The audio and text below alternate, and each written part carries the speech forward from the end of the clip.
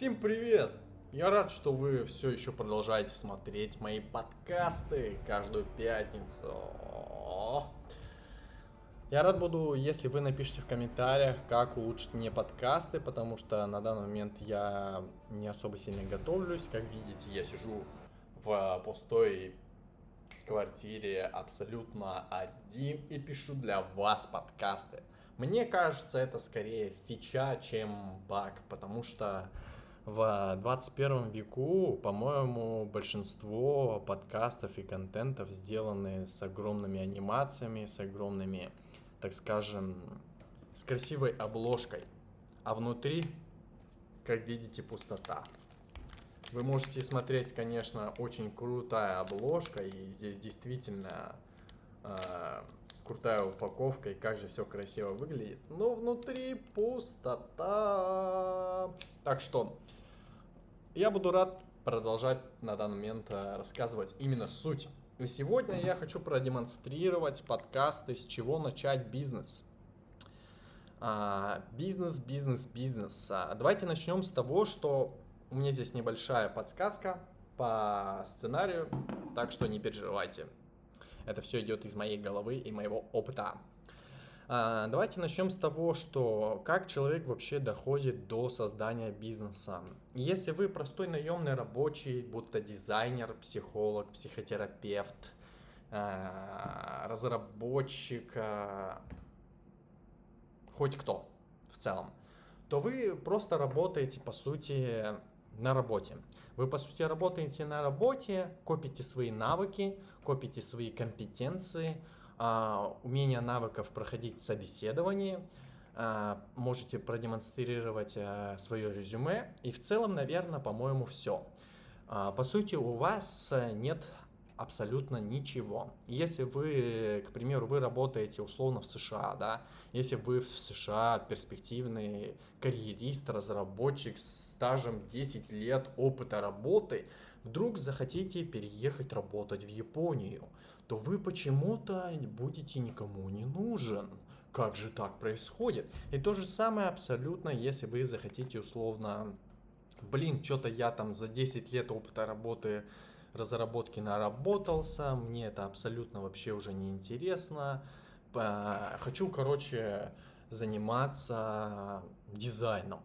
И вы такие, а кому я там абсолютно нужен? То есть у наемных рабочих единственный, наверное, плюс в том, что вход абсолютно легкий. То есть в целом абсолютно любой человек может пойти в найм работать. Это, конечно, тоже нелегко. Тебе нужно пройти собеседование, куча, наработать навыки, наработать себе резюме и так далее, так далее, так далее. Но в целом вход не такой уж и сложный, в зависимости, если сравнивать с бизнесом и предпринимательством. Вот вам вопрос, что легче накачать? 3 года опыта работы, чтобы вас оценили как перспективного рабочего, или даже просто, как сейчас принято и популярно в найме, накрутить резюме и попасть на долгожданную работу за 300к в наносекунду. Или взять, открыть успешную бизнес-систему с трафиком в миллион юзеров, с огромной экосистемой продуктов, наемных рабочих, подушек безопасности, юристов и так далее, так далее. Мне кажется, вывод абсолютно логичен. Легче наемный рабочий. То есть, и это единственный, пожалуй, наверное, плюс наемных специалистов в том, что ценность, чтобы создать ценность, то есть очень легко. Давайте, во-первых, еще копнем глубже, зачем человек ходит на работу.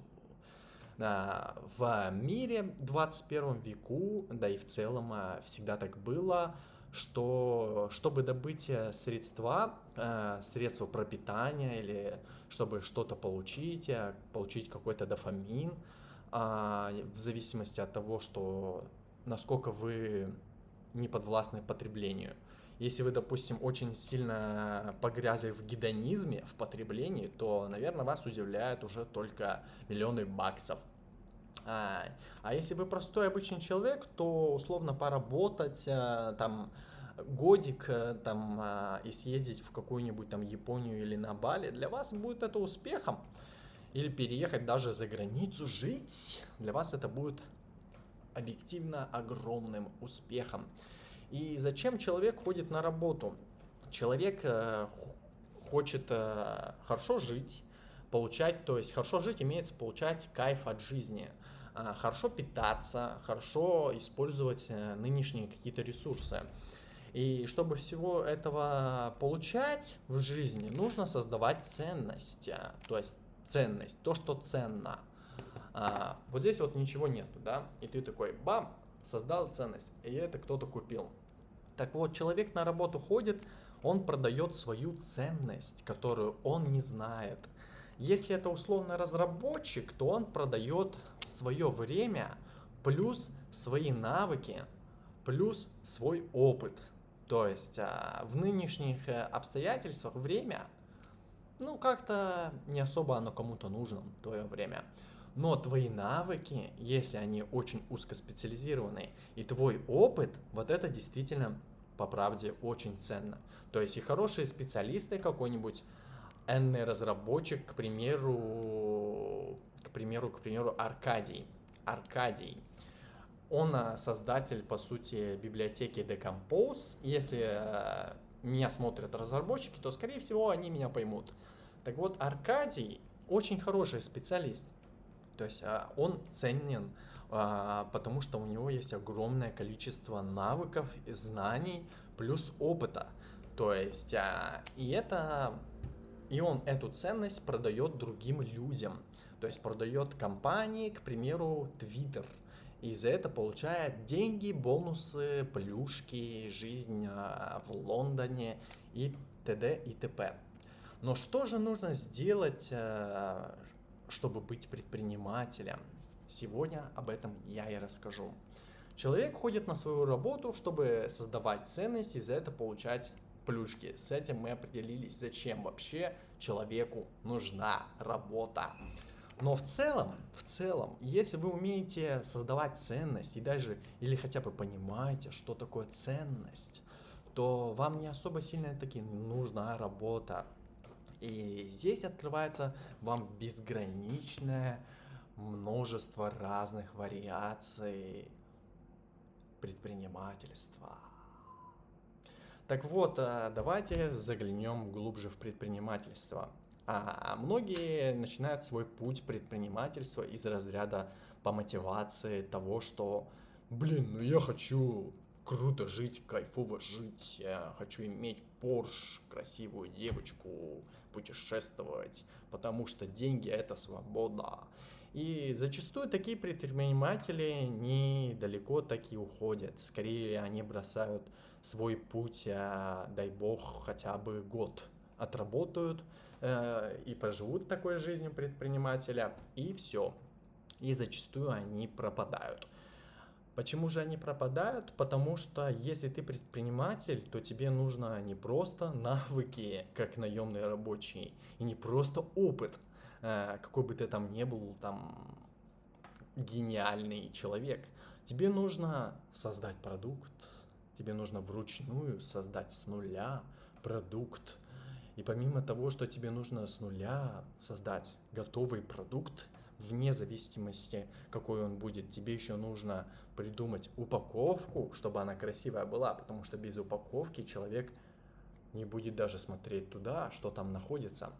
И пофиг, будет ли там пусто или будет там реально хороший продукт, потому что большинство смотрят на это и потребляют только это. Если красивая упаковка, зачастую это 50% успеха в продажах. Так вот, предпринимателю нужно создать готовый продукт, какой-то даже не просто создать продукт, а создать по-настоящему гениальный продукт какой-то, очень качественный в своей нише.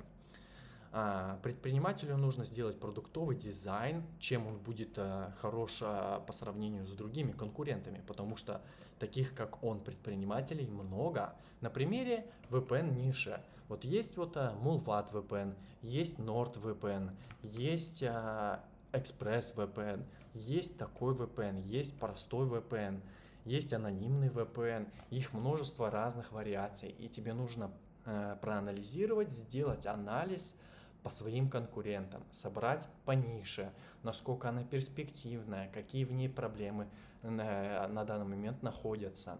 То есть ты собираешь полный анализ, собираешь, какая выручка в среднем находится в этой нише, сколько денег в общем в рынке находится в данном.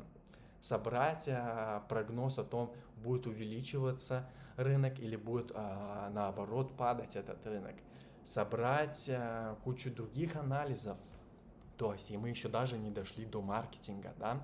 То есть, тебе еще нужно собрать кучу всяких документов, собрать наемных рабочих, которых будут работать на тебя, собрать юристов, собрать разработчиков, дизайнеров, подготовить подушку для этих наемных рабочих, потому что вдруг у тебя произойдет так, что ты создаешь на какой-нибудь гениальный продукт под названием Telegram, и твой продукт не приносит дохода 10 лет. И, кстати, это факт. Telegram начал приносить доход только в 2024 году. И 10 лет он не приносил доход. А если у тебя есть наемные рабочие, тебе же нужно буквально еще иметь подушку для своих наемных рабочих. И когда у тебя есть все, что я описал, продуктовый дизайн, продукты, наемные рабочие, документы, собранная полностью ниша о рынке, тебе дальше нужно переходить к маркетингу. Тебе нужно подготовить go-to-market, стратегии маркетинга, разных офферов, разных воронок о том, как и где ты будешь брать юзеров на твой продукт.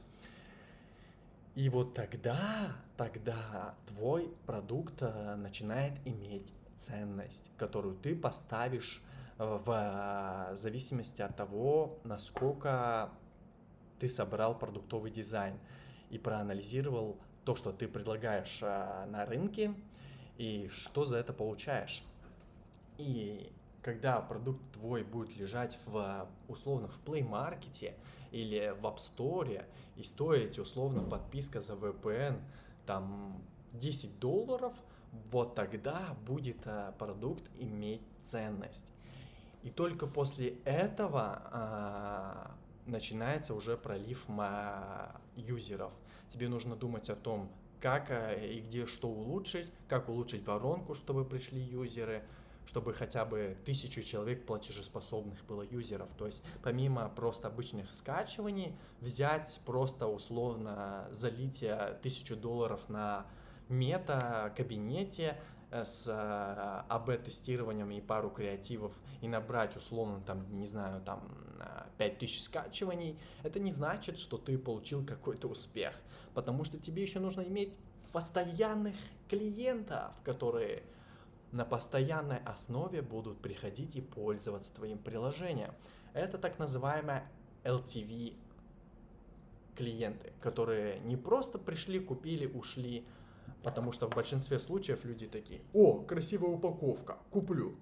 А внутри пусто. Ну и пошел ты в жопу. И все, и никому она не надо. Ну и сколько бы ты там клиентов, хоть миллион клиентов ты там привлек, ну заработал ты там пару, там, не знаю, там миллионов даже баксов, хрен с ним.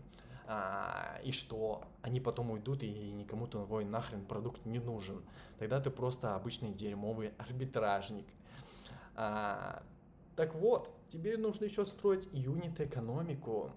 И когда я описал полностью, зачем нужна работа, кто такие наемные рабочие, в чем отличие наемных рабочих от предпринимателей, кто же тогда пройдет путь такой предпринимателя? Если ты просто обычный человек, который хочет зайти в предпринимательство просто потому, что он хочет свободы или он хочет много денег зарабатывать, чтобы иметь огромное количество возможностей, то лучше, чувак, не заходи сюда. Если даже меня не послушаешь, то, удачи тебе на протяжении года, и ты сам поймешь, что этот путь не для тебя, потому что это очень тернистый путь, и проходит такой путь в основном только истинные предприниматели. Кто такие истинные предприниматели и почему я это сказал? Истинный предприниматель – это тот, кто не просто работает за деньги или создает бизнес, чтобы иметь деньги, а тот, кто создает не потому, что ему влечет какая-то внешняя мотивация, а тот, кто создает из пустоты. Тот, кто создает из пустоты, это и есть истинный создатель. Тот, кто не нуждается в каких-то там одобрениях или деньгах, или там славы, или еще что-то, а он создает только потому, что он по-другому не может. Но не может он по-другому. Он хочет прочувствовать жизнь, он хочет прочувствовать создание, он хочет из себя выдавить все, что в нем внутри накопилось, и создать, и превратить в систему. Такие люди проходят путь тернистые предпринимателя, проходят путь бездны, проходят путь всех крахов и так далее, так далее. Вы успешно их знаете. Это Дуров, когда за ним спецслужбы гонялись, когда он сидел в общежитии в Санкт-Петербурге и писал ВКонтакте, когда Маск сидел и смотрел на то, как его миллионы долларов и ракеты взрываются и не взлетают, когда Цукерберг смотрел на то, как его студенты и одноклассники тусят, развлекаются, занимаются 18+, и в целом неплохо живут. А он сидит в общежитии и пишет свой Facebook. Так вот, такие люди, как я описал, проходят этот путь и становятся потом каким-то Цукерберг и так далее, так далее. И мало ли того, что его начинают там называть каким-то гениальным ученым, гениальным человеком и так далее, так далее. Он еще проходит путь, потому что когда ты прошел путь предпринимателя и прошел его как истинный создатель, тебя начинают все восславлять на какой-то трон, хотя ты не для этого все это делал и создавал. Тебя начинают олицетворять с дьяволом, что ты дьявол, что ты какой-то злой человек, что ты еще какой-то. Вы можете точно так же проанализировать, как Цукерберга делали злым каким-то человеком. И мало ли этого, ты еще начинаешь судиться, потому что когда ты огромная корпорация, буквально каждый паразит хочет отнять кусочек у твоей компании, хочет отнять какие-то деньги, потому что паразиты, они существуют только в системах. Если ты создаешь поистину гениальную систему, которая просто захватывает огромное количество рынков, люди видят твой успех, сравнивают его с собой. Почему? Ты знаешь, ты такой сидел там условно в общежитии, учился, и пока один чел там сидел в общежитии в темном уголку и писал свой Facebook, ты ходил там по клубам, шастал, бухал, с девчонками знакомился и жил. Ты такой потом смотришь на Цукерберга и говоришь: а почему он, а не я, а? И такое чувство несправедливости находится. Вот почему у него все получилось, а я вот не смог. Может быть, потому что ты просто обычный паразит. И такие паразиты начинают гадить этой системе. Они пытаются найти какую-то уловку, пытаются найти какую-то уловку, чтобы отжать у тебя бабки. Начинают гадить в этой системе, начинают еще что-то делать. И весь этот путь ты проходишь от полного, то есть от полной пустоты, от полной ничтожества к абсолютной власти, которая тебе по сути не нужна, тебе ее просто взяли и вручили. и сказали: ты бог, хотя ты не бог. Ты просто обычный человек, который создает какой-то продукт. И вот, что я заговорился. А теперь начнем с того, что с чего же начать бизнес? Большинство предпринимателей, с которыми я общался, почему-то начинают создавать офлайн бизнес. И я очень долго не понимал, а почему офлайн бизнес? Начинают создавать свои кафешки, начинают создавать свои какие-то продажу каких-то вещей, каких-то еще что-то. Но это абсолютно очень тяжелый старт, потому что, ну представьте, у тебя условно есть там 10 тысяч долларов, и ты такой создаешь не просто потому, что бабок поднять, а потому что по-другому не можешь. И ты такой: ну, создам-ка я одежды, магазин одежды. Пойду-ка я создавать магазин одежды, накупил огромное количество товара со своей одеждой, привлек огромное количество маркетинга, нанял кучу наемных специалистов, а потом такой: блин, ёб твою за ногу, а наемных специалистов нужно обучать, на наемных специалистов нужно иметь подушку, чтобы вдруг, если выручки нет, чтобы они просто работали, а не ушли в этот же день. Нужно платить налоги, нужно нанимать юристов. И самое главное, если ты хочешь масштабироваться, ну как ты будешь масштабироваться? Ты открыл точку в Бангкоке, захотел на Пхукете открыть точку, и ты такой: а мне все нужно теперь с нуля, снова начинать все это говно проходить, которое я говно прошел, чтобы масштабироваться. И тут просто прикол должен быть, вставка с разочарованием. То есть в целом офлайн бизнес — это огромное количество потенциала, но никогда у тебя есть условно там, ну давайте так, если у вас нету никакой абсолютно, вы не медийная личность, у вас нету миллионов подписчиков, у вас нету миллионов долларов, у вас нет никакой известности, и вы просто обычный как бы человек, начинать офлайн бизнес, как по мне, это абсолютно полная ошибка. Поэтому идем дальше. С чего же начинать? Я опишу сегодня самые тяжелые старты, средние старты, где можно в целом более-менее начать, и легкие старты, с чего я бы начал, если бы кто-то мне показал этот ролик, или я хотя бы кого-то послушал. Другой старт — это открывать свой маркетплейс. Я огромное с количеством людей тоже общался, особенно с СНГ, и каждый буквально хочет открыть свой маркетплейс. Про типа мой Авито, мой Wildberries и так далее. Но тут загвоздка в том, что тебе нужно не только привлечь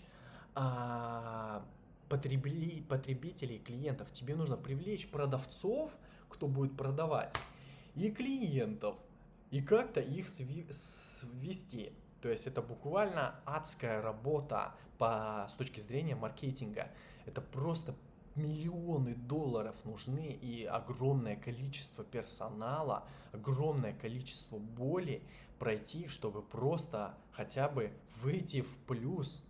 Просто чтобы выйти в плюс нужно. То есть это заранее проигрышная ситуация. Опять же, если ты не какая-то медийная личность, если у тебя нет никакой какой-то там медиа или миллионов подписчиков, это заранее проигрышный выбор.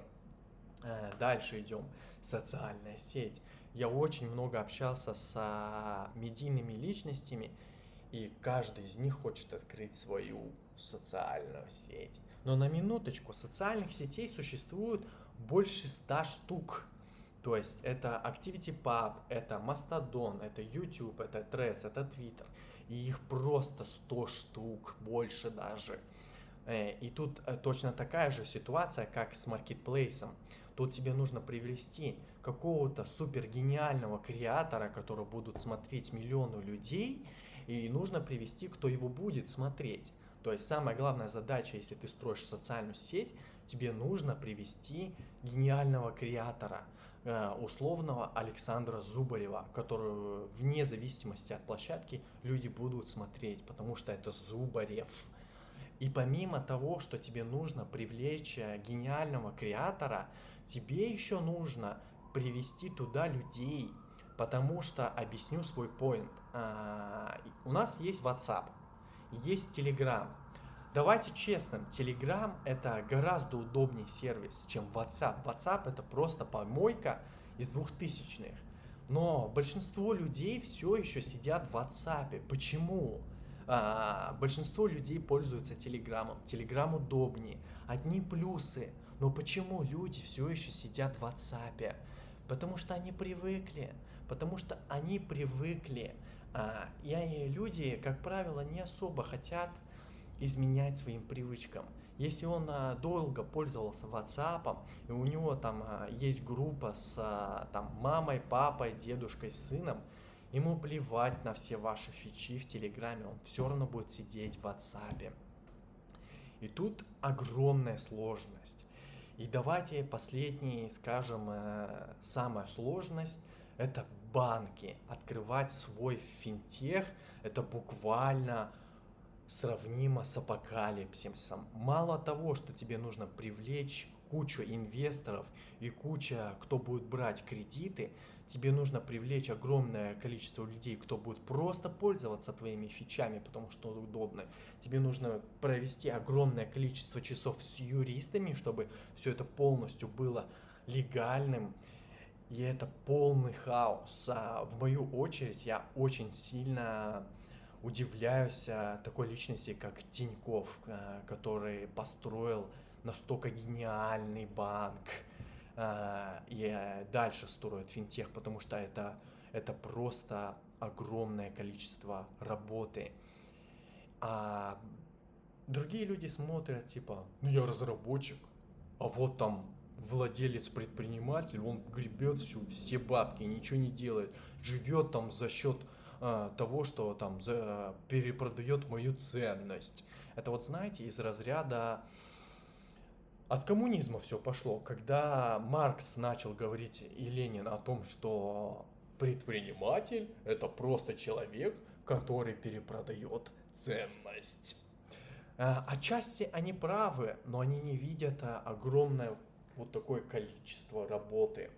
И поэтому большинство людей паразиты, которые смотрят на таких людей, как Тинькофф, на таких, как людей Дуров, Цукерберг и так далее, они делают его богами, потому что они не видят это в себе, этого. И они видят только успех. То есть они, если бы условно какой-нибудь человек, паразит, который ярый фанат Цукерберга, видел бы эту личность, когда он бы только все это создавал, я уверен на 100%, что он бы с ним даже и не общался. Он бы сказал его странным, каким-то ненормальным, каким-то еще что-то, и вообще с ним общаться невозможно. И он просто обычный неудачник. В свою очередь вспоминается на ум история о Леонардо да Винчи, про которого говорили, что он бомж, что он аскет, что он ненормальный и так далее, что он неудачник и так далее, так далее. А через там 1000 лет его картины стали гениальным по всему миру, которые продаются за миллиарды долларов. Поэтому люди в большинстве случаев паразиты, которые не умеют ничего. Им просто хотелось бы жить чуть получше, питаться чуть получше и иметь какой-то кайф в жизни. Но они кайф этот в жизни сами не умеют создавать, поэтому им этот кайф нужно покупать в магазине. И когда они видят, условно заходят в торговый центр и видят, что один человек покупает себе iPhone, а другой человек покупает себе Xiaomi, и этот человек говорит, а почему не я? А я хочу так же. Он хочет такой кайф, но он не готов пройти страдания, которые проходят такие люди, как Цукерберг и ему подобные. И даже Дуров все еще живет в полном аскетизме и минимализме, у которого ничего нет. Это условно человека, у которого нет своего дома, у которого нет своих друзей, нет личной жизни, за которым следят спецслужбы, с ноутбуком, с знаниями и все, у которого угрожает его семье, брату и так далее, и так далее. И другие люди ему завидуют. И чему они ему завидуют, непонятно. Может быть, вы мне скажете в комментариях. Так вот, с чего еще можно начать? Возможно, начать можно с того, что хотя бы перепродавать условно Notion гайды какие-нибудь. К примеру. Но давайте это немножечко оставим на потом. Давайте перейдем к средней сложности, с чего можно реально начать. Начать можно с медиа. То есть для того, чтобы вести медиа, нужно просто говорить. Вы даже можете не иметь хорошего голоса или хорошо разговаривать, или чего-то не знать. Вам просто нужно записывать видео о своей жизни, о своих знаниях. И, пожалуй, это самый легкий вход, который дает, пожалуй, вам, к примеру, если у вас есть миллионы подписчиков и десятки миллионов, вы можете более-менее спокойно открыть свою социальную сеть, свой финтех, свой маркетплейс и так далее, потому что за вами есть люди, за вашим именем есть люди. И медиа на самом деле открывает огромное количество дверей. Ты можешь продвигать свои стартапы гораздо легче. К примеру, тот же Илон Маск заходит в Твиттер, пишет, кто хочет купить телефон от Илона Маска. Люди пишут я,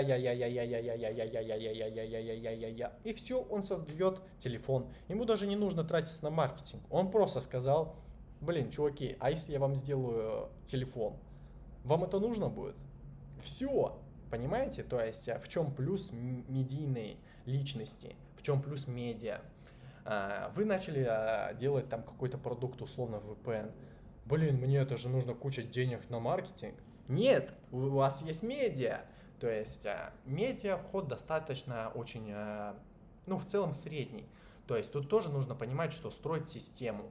Самый основной фактор в предпринимательстве – это строить систему, потому что даже если ты супер зверский медиа персонал по типу Mailstroy, у тебя своего вообще ничего не может быть. Что у Mailstroy есть, кроме просто ника Mailstroy? Да ничего, у него нет никаких продуктов, он жестко завязан на казино, он кроме казино больше ничего не продает. Зубарев только недавно осознал и начал делать свой бизнес, и то с пельменями. Начал офлайн бизнес делать, который очень сложно масштабируется. То есть у большинства медиа-персон абсолютно нету какой-то системы. То есть, а когда у тебя нет никакой системы, ты буквально играешь в казино. Кстати, я делал подкаст на тему казино как система.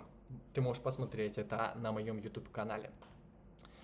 Что более-менее еще из таких по средней сложности? Наверное, это white label решение. То есть, если, к примеру, ты хороший программист, да, или разработчик, или еще кто-либо, и можешь создать хороший продукт, и плюс еще заглянешь в нишу продуктового дизайна, ты можешь проанализировать огромное количество ниш и найти нишу там, где хаос. То есть основной фактор ключевого успеха в том, что твой продукт стрельнет, это если ты заходишь в нишу и видишь полный хаос, полную неразбериху, где непонятно кто как продает. К примеру, то же самое есть с VPN. И когда ты видишь хаос, ты понимаешь, что ты его можешь систематизировать с помощью своей системы, которую ты и построишь. И вот тогда-то ты начинаешь взрывать рынок. Что такое ниша? Ниша – это рынок. То есть, если вы смотрели мой первый подкаст «Как заработать деньги», и вы понимаете разницу между создателем мифа, предпринимателем и наемным рабочим, то ниша – это рынок. То есть, это готовый рынок, там, где есть люди, и люди уже понимают ценность продукта. То есть людям понятна ценность условного телефона. Никому не нужно пиарить, что такое телефон. И вот если вы заходите в нишу и видите полный хаос и понимаешь, что ты можешь его систематизировать, ты можешь создать white label решение. Большинство предпринимателей, большинство инвесторов имеют кучу денег, которые вливаются в полный просто скам-проекты. Они вливают в недвижимость на Бали, в недвижимость на Пхукете, в недвижимость в Дубае, вливают в крипто-скам-проекты и тапалки. И у них есть бабки, огромное количество бабла, но нету продуктов и нет системы, у них есть просто бабки. Так вот, ты можешь создавать, найти нишу, создать решение, то есть это бэкэнд, это фронтенд, это продуктовый дизайн, как минимум. И то есть, и когда у тебя все это имеется, ты можешь продавать это для инвесторов и предпринимателей. Условный предприниматель Вася Пупкин сидит где-нибудь в Алматы и такой: блин, у меня есть бабки, не знаю, куда вложить, как заставить деньги работать. И ты такой приходишь: чувак, а ты знаешь про VPN-нишу, ты знаешь, какой там творится хаос? Вообще-то я могу, кстати, тебе продать решение. Ты можешь пользоваться по подписке или купить у меня лицензию на мой продукт и заливать на него просто маркетинг. Ты покупаешь у меня лицензию за $5000, льешь на 5-10 тысяч долларов рекламы с условного мета или с условного Google UAC на данное приложение, заливаешь это все в Apple Store и в Google Play, деньги работают на тебя. То есть это в среднем среднее решение, то есть это B2B, business to business. То есть, как минимум, я сегодня скажу про бизнес to бизнес и бизнес to клиент, но на самом деле их очень много. И, наверное, по средней сложности остается это VPN, то есть создать, к примеру, VPN имеется в виду продукт. То есть это может быть VPN, это может быть автоматизация контента. То есть много есть, к примеру, медийной личности, у которых нету системы, и они каждый день сами заливают истории в свои там аккаунты. И то есть ты можешь создать приложение, которое автоматизирует медиа. И точно так же его продавать абсолютно, то есть не бизнес-то-бизнес делать, а бизнес-то-клиент. К примеру, создал свой VPN, проанализировал все, почему ты намного лучше, чем твои конкуренты, собрал продуктовый анализ по нише и так далее, так далее, так далее. И все, и продавать это по подписке условно за $10, считай сам на калькуляторе, что будет, если у тебя будет 1000 платежеспособных юзеров ценой $10 один клиент. Бизнес. И дальше идет, наверное, последний, по средней сложности, это клуб. Клубы, закрытые клубы, это просто гениальные, по сути, бизнес.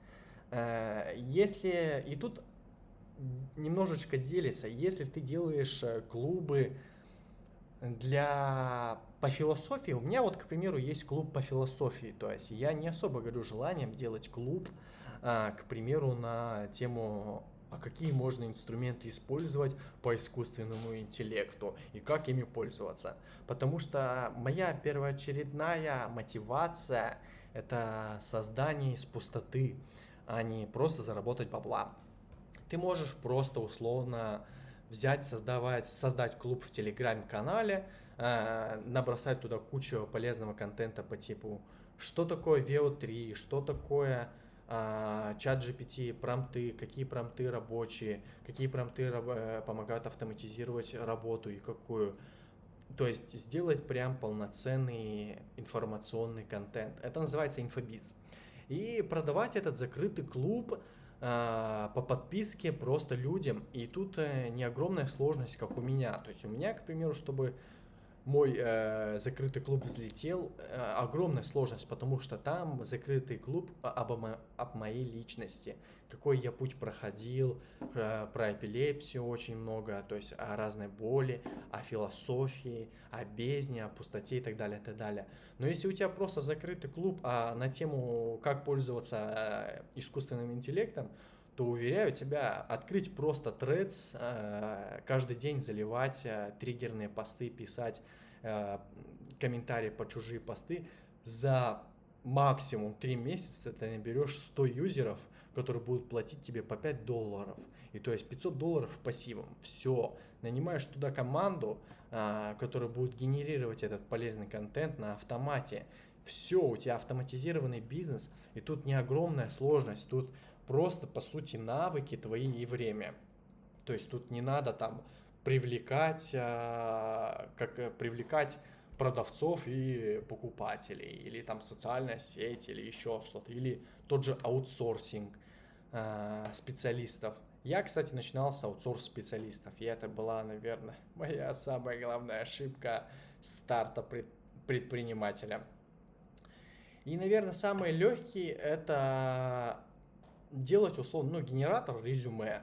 То есть огромное количество наемных рабочих, которые не умеют делать правильное резюме. Генерируешь просто генератор резюме, или там генератор еще там чего-то, или просто там автоматизированные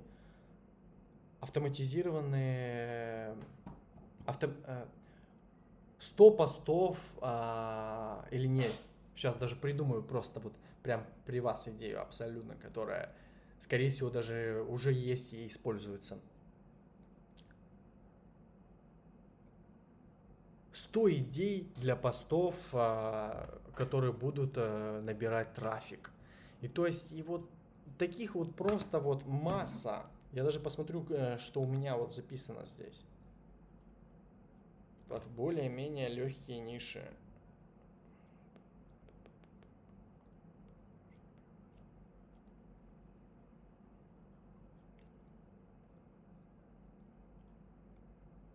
Так. Секунду, ребята, секунду, еще. И, кстати, пока я ищу, я хотел бы сказать, что этот подкаст, наверное, вышел самым долгим на канале. И я буду очень рад, если ты напишешь комментарий о том, что ты досмотрел до конца, потому что он получился на 40 минут. Так, и, кстати, напиши, с какого подкаста ты начал меня смотреть. Это тоже будет очень полезно для меня.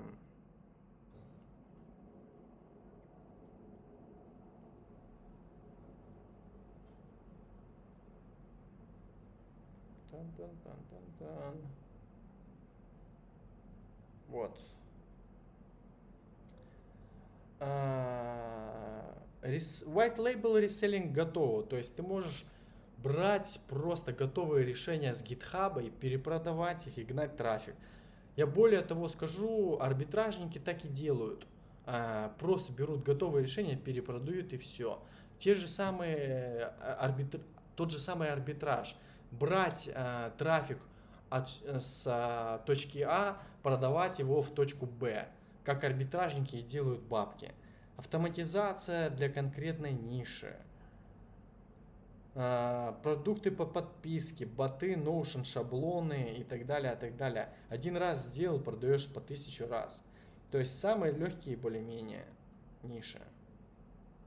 И, наверное, я сегодня рассказал в целом про все, с чего начинать. То есть и весь этот путь предпринимательства. Цифровые продукты, те же самые можно делать. WordPress темы, чек-листы, гайды, AI промпты, Figma, Notion шаблоны, Telegram боты с простой логикой. У меня знакомый сделал недавно продукт проверки, пришла оплата или не пришла. Вот буквально. То есть микросервисы по подписке, микро-SaaS, как я и сказал, генератор резюме, превращалка текста в обложку для рилса. Кстати, у меня есть знакомый, который успешно сделал генератор Reels. Он просто взял готовый сервис, взял его API, засунул это все в Telegram-бота, налил туда трафика, сделал неплохо бабок. И это не особо что-то там прям грандиозное и сложное, которое... И это вот эта вот текущая идея, генератор Reels может приносить по 5-6 тысяч долларов в месяц спокойно. Как у моего, кстати, друга. Продажа чужого продукта, как я и сказал. Контент плюс продажа навыков. Легкая связка, услуга, автоматизация продукта. Ты вручную делаешь контент-план за $100, потом автоматизируешь его на Notion, $29 в месяц подписка. Потом делаешь видеоурок, как это повторить. И все. У меня есть знакомый, он ютубер, делает, у него, по-моему, 10 или 15 каналов по нише мультфильмов. То есть он делает мультфильмы на свинку Пеппу. И он берет просто... Чуваки, заходите, я научу вас зарабатывать по 500 и 600 долларов за месяц с помощью YouTube канала. И чувак реально доказывает, показывает, у него есть ученики, которые успешно таким образом спустя 1,5 месяца работы научились зарабатывать на YouTube каналах, которые набрали по 3-4 тысячи подписок на своем YouTube канале. И все, и набираешь учеников, условно, ребята, заходите, продаю доступ на набор обучения за 100 долларов, 10 человек, $1000. Сделал там 5-6 роликов на тему, как пользоваться и что такое ниша, твоя ниша, там мультфильмы или еще что-то. И все, и продаешь, отвечаешь на вопросы, консультируешь, и все. Абсолютно вот такой вот бизнес. Но опять же, я начинал, по сути, с самого вообще сложного, потому что я не мог по-другому. Я прохожу этот путь, по сути, чистого создателя из пустоты. То есть для меня, как такового, не интересно просто заработать денег или заработать там $1 миллиард. Мне интересно создавать то, что у меня внутри. То есть у меня вот внутри горит, хочу создать лекарство об эпилепсии. Все, я буду это делать. И неважно, то есть я вот эпилепсик, да, то есть я хочу реально создать лекарство об эпилепсии. Не потому что бабок заработать, а, во-первых, в свою очередь, прекратить свои страдания. И то есть, и я это сделаю. И, возможно, не сейчас, не в данном этапе, у меня не хватает ресурсов, там, медийной личности, денег, врачей и так далее, но я это сделаю, если я дойду до этой точки. То есть для меня интересно именно создавать то, что я хочу, то, что идет из моей пустоты, а не просто взять, создать генератор рилсов, чтобы просто заработать бабок и потусить, и хорошо пожить, и поехать на Бали жить. Кстати, Артем Бриус до этого был, по-моему, он тоже был предпринимателем, делал офлайн бизнес и был не особо таки медийная личность. И начал всем мотивационный коуч. То есть он просто кидает мотивацию и заставляет людей встать с дивана, пойти там в зал работать, пойти там еще там что-то. Это не помогает, но это дает чувство движения, что ты куда-то движешься. Но в реальности это, конечно, не помогает. То есть это не поможет решить внутренние конфликты, свои проблемы. Но это даст чувство движения, и за счет этого его любят. То есть за счет этого у него есть огромное количество медийности и так далее. Не потому, что он там какой-то там модный, популярный или еще что-то, а за счет того, что он дает иллюзию движения. И то есть вы можете заниматься буквально чем хотите. Поэтому я буду рад, если ты поставишь лайк и комментарий оставишь, потому что данный подкаст вышел на 50 минут, и я прямо раскрыл тему, с чего начать. Огромное количество информации сегодня вышло из моих уст. Буду рад, если ты на меня подпишешься, поставишь лайк, комментарий. Всем пока и до следующей.